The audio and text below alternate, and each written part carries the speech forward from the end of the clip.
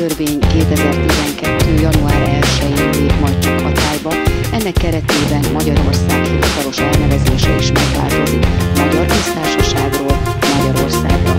Vagyis ekkortól az államfőt sem köztársasági elnöknek, hanem Magyarország elnökének hívjuk majd.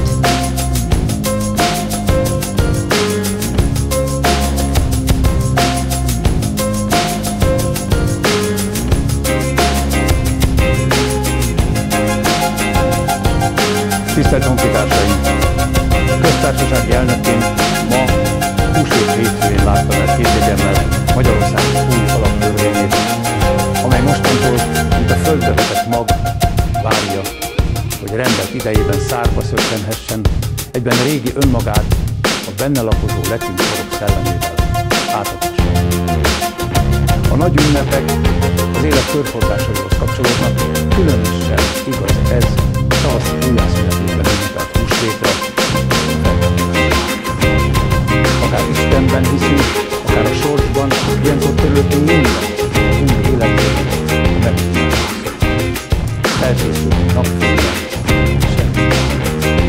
2011 tavasza az egész nemzet számára fontos események teljesebbé, így nem csak a természet újját meg, lepődnek.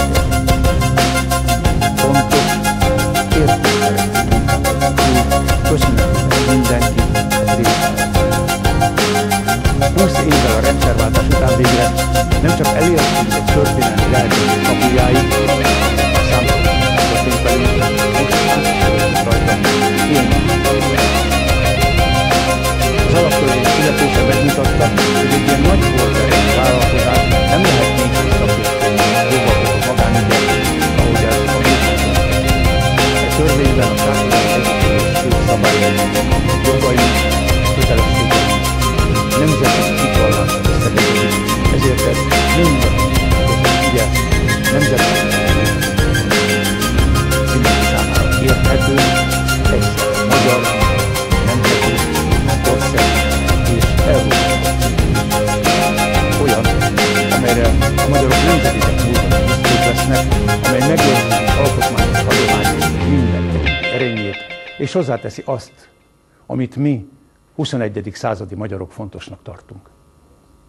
Erőt adhat mindannyiunknak, hogy az alaptörvényben a szabadságjogok összegezése az Európai Alapjogi Chartára épül, megmutatva elkötelezettségünket saját nemzeti önazonosságunk mellett az európai demokratikus értékek irányában is. Tisztelt honfitársaim! A nemzet nagysága, boldogsága mindig csak magában a nemzetben rejtezik, írja gróf Széchenyi István.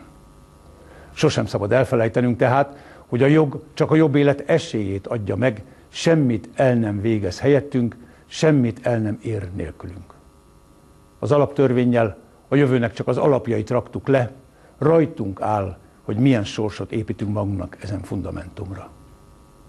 Honfitársainkat elsősorban az érdekli, hogy az alaptörvény számon kérhetően védi-e a rendet, az ember méltóságát, a jogok gyakorlását. Lesz-e ezen elvekből következően munkája, biztonságban tudhatja-e családját, bizakodással tervezheti-e gyermekei jövőjét, erkölcsös közéletben és hivatalokban tudja-e intézni dolgait. Hogy a válasz kivétel nélkül igen legyen, ahhoz minden egyes ember munkájára szükség lesz.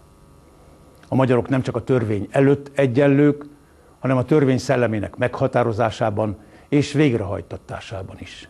Mindenki szava egyformán számít. Gondoljuk meg, elvehetünk-e akár csak egyetlen mély vagy magas hangot egy zenei remekműből? Egy szót valamely versből anélkül, hogy az egész sérülne? Elválasztható-e egymástól a magyarság és a velünk élő nemzeti közösségek sorsa? Nem. A történelmünk és a jelenünk is így egész, a nemzet így teljes. Mindenki számít, együtt vagyunk erősek. Bízzunk benne, hogy amikor a sarkalatos törvények révén a mostani keret megtelik majd tartalommal, minden szempont elhangzik az arra rendelt helyen az országgyűlésben, minden érv betölti a maga hivatását, és a többség illő bölcsességgel fogadja a kisebbség véleményét is, felelősséget vállalva az egészért. A törvényhozásban a képviselőknek nem a saját rövidtávú, hanem az egész közösség hosszú távú érdekeit kell érvényesíteniük.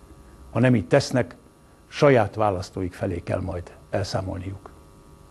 Első királyunk, Szent István a fiának írt intelmein keresztül a gőg és a gyűlölség elvetésére, az alázat elejére tanított. Bizakodjunk hát kellő alázattal, hogy ez a lelket felemelő ünnep most az új kezdet esélyét hozzá el kivétel nélkül minden magyar ember számára. Legyen béke, szabadság és egyetértés. Adja Isten, hogy így legyen.